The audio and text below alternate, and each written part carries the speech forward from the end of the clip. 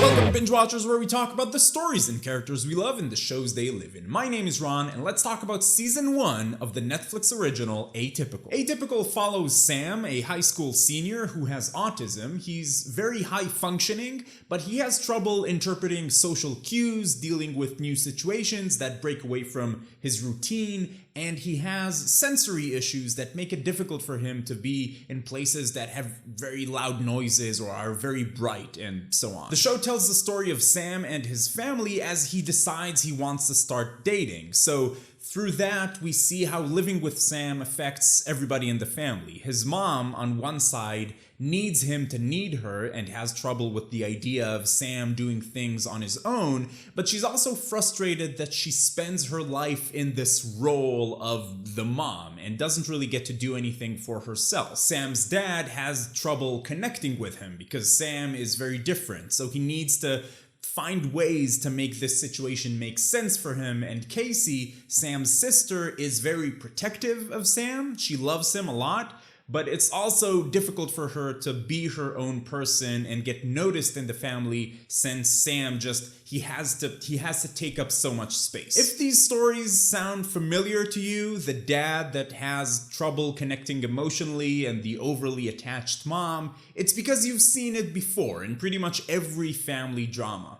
Every single character in this show is just a walking trope. It doesn't mean that they don't do a good job, but this show definitely doesn't tell a new story. I had a few issues with this show, so before we get to those, let's talk about the good stuff. First off, this is a pretty fun show. There are a lot of fun moments. Not when the show is trying to be a comedy, but just fun moments between characters. Those were the moments that felt the most genuine, and they were the best part of the show for me. Atypical is very fast-paced. It's a very quick watch. It's 8 episodes, about 30 minutes each, so you can get through the whole thing without really noticing. My wife and I watched this in an afternoon, and we had some fun with it. The actor who plays Sam, I thought, did a really good job, and the dad did as well. The dad is the same guy who plays the dad in every sitcom. Atypical does a good job in exploring all the characters in this family. The show is not just about Sam. Casey is an interesting character. Elsa, the mom, has her own story. Once you get to know all the characters, the story has a bit more impact.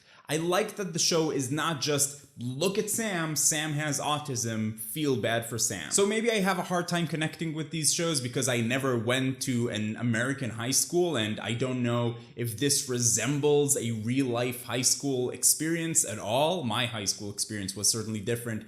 But this is the same perfect high school from every high school drama with the exact same characters and the same dynamics, just this time told from a different perspective. And I've been reading some reviews for this show which are mostly very positive, and a lot of them talk about how human this show is and how it has messy and relatable characters. But that was exactly my problem with this show. None of this felt real. None of these characters felt like real people. They felt like characters from TV shows. And I think that a lot of that comes from the fact that the show doesn't know if it wants to be a gut-wrenching drama like 13 Reasons or a comedy. It seems to be going for the general vibe of something like The United States of Tara, a show that isn't a comedy but is very often funny, and when it's being funny, it's because a character did or said a funny thing that made sense for them to do or say.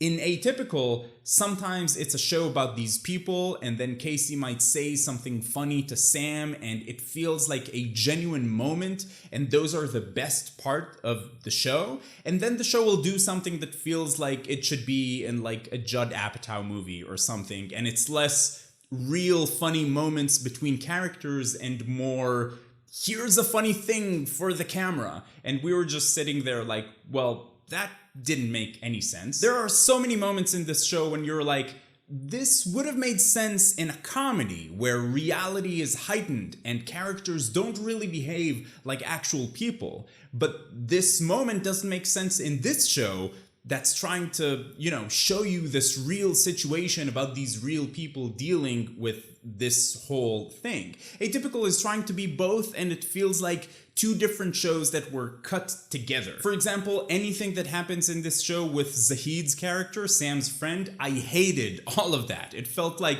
it's part of a different show and it was cringy and bad. I mean, the Stifler character and a bad one, I think we're past it at this point. As for being a good representation of autism, or at least this version of it, I can't really say. It didn't feel like it to me. I did like Sam's character, and the relationship between him and his sister was interesting, but like I said, none of the interactions in this show felt real. So I don't know, I'd love to hear what you think about this.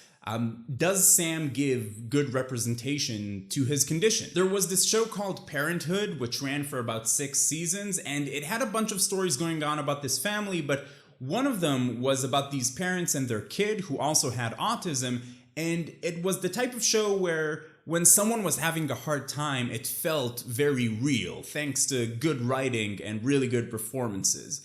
Atypical feels like they took that subplot out of that show, made it prettier, and gave it its own show, and the result is a fun watch, but all over the place tone-wise. So, bottom line, should you watch it? It's definitely not a bad show, and I did have some fun with it. There were some moments where I was just laughing out loud, and it was a lot of fun to kind of watch this with my wife and talk about it as we were watching it. And Sam's character is interesting to learn about. If the premise sounds interesting to you, then sure, watch this casually over the weekend while doing other stuff, preferably with someone else. Overall, I feel this show doesn't do what it wanted to do. I feel it should have committed to being a drama with some funny moments, or a comedy with some dramatic moments. It could have definitely benefited from going in the general direction of United States of Terra.